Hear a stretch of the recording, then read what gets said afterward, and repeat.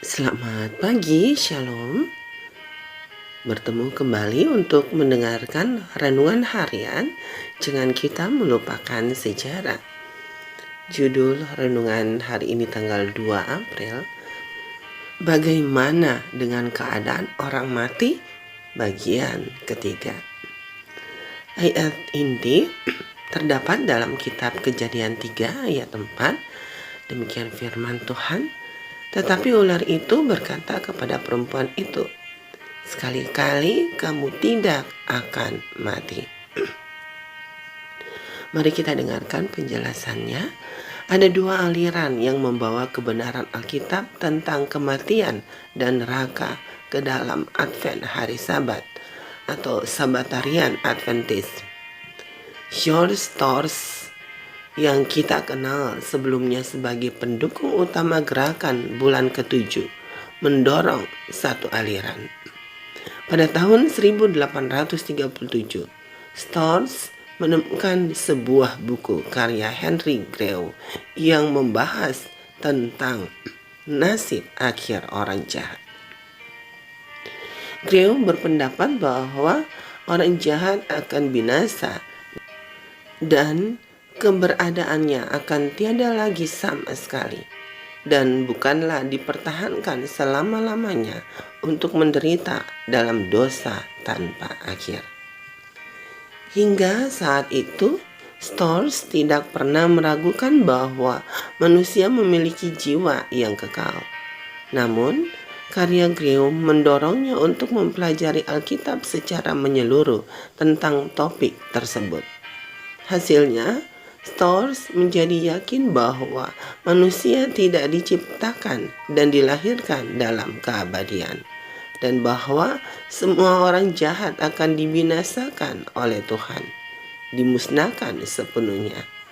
Ia mulai percaya pada apa yang disebut oleh para teolog sebagai kondisionalisme, yaitu orang yang menerima keabadian hanya melalui syarat beriman kepada Kristus. Dan anihilasionisme atau kehancuran kekal terakhir orang jahat bukanlah dipertahankan agar mereka tetap hidup dalam api neraka tanpa akhir sepanjang zaman.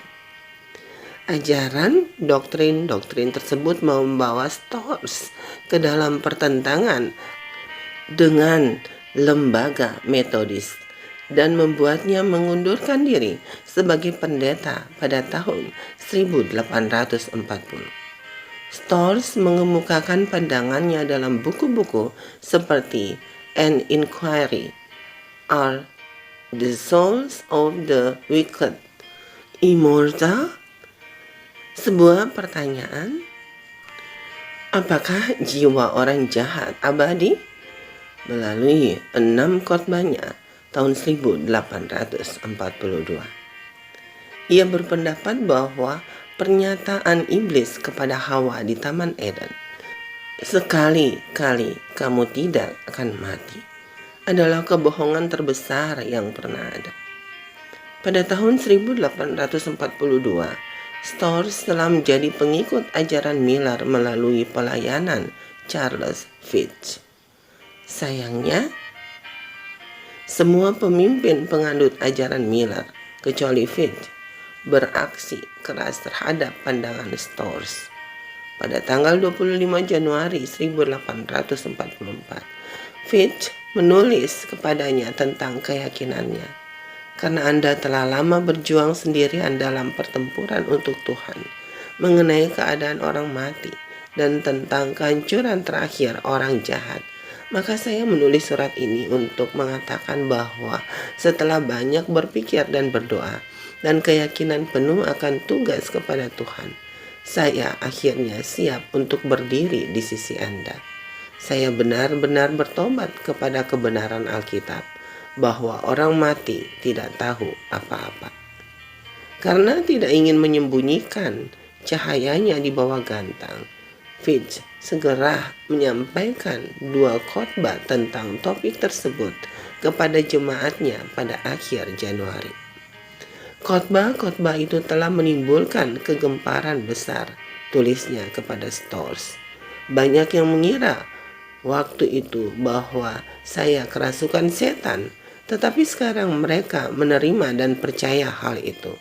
Sekarang, saudaraku, saya tidak memiliki hak lagi untuk merasa malu akan kebenaran Tuhan tentang topik ini dibandingkan dengan topik lainnya. Fitch, seperti yang telah kita catat sebelumnya, adalah seorang yang bersedia mempertahankan keyakinannya begitu ia betul-betul yakin akan ajaran Alkitab. Semoga kita memiliki semangat yang sama. Saudaraku, demikianlah renungan hari ini. Tuhan Yesus memberkati. Amin.